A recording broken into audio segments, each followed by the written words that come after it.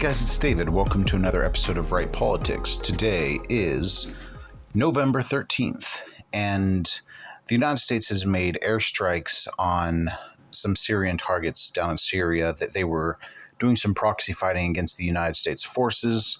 And of course, there was about 6 Syrians that were killed. And it asked the questions, are we at war with Iran?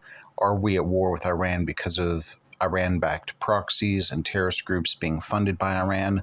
Well, the truth is, if that was the case, we would have always been at war with Iran because of ISIS, and ISIS was backed by Iran.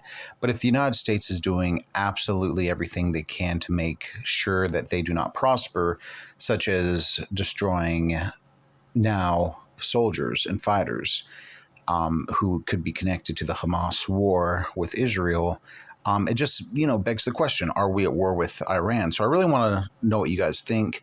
And also, in addition to that, as suspected, as intelligence has gathered, the Hamas headquarters are in a hospital in Gaza. So there's this moral dilemma. Do you take out Hamas when they are headquartered inside a hospital with civilians? And number one, there's probably hostages in the hospital as well. So it's something that the Israeli soldiers will have to carefully assess and try to get the hostages out and destroy as many Hamas fighters as possible.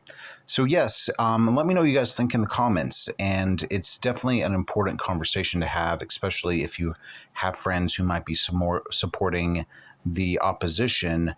And it's really something. Like, I saw a video just today of how Hamas fighters are dressed in civilian clothing so that when they are killed by Israelites, it will look like they are civilians. So there's a lot of mind games and deliberate destruction that's going on by Hamas towards its own people.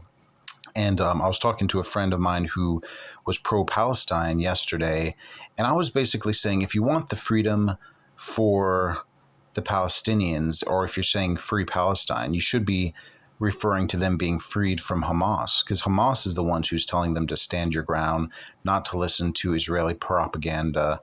When 1 million flyers were flown to the people who were on the ground in Gaza, telling them to move south away from the fighting, the Hamas government told them that it was propaganda from the Israelites. So yeah, what I was telling this friend is, if you want for there to be a free Palestine, they have to free themselves from Hamas and elect a democratically run free state. And that's the only way out. So let me know what you guys think today, and we'll see you on another episode of Right Politics.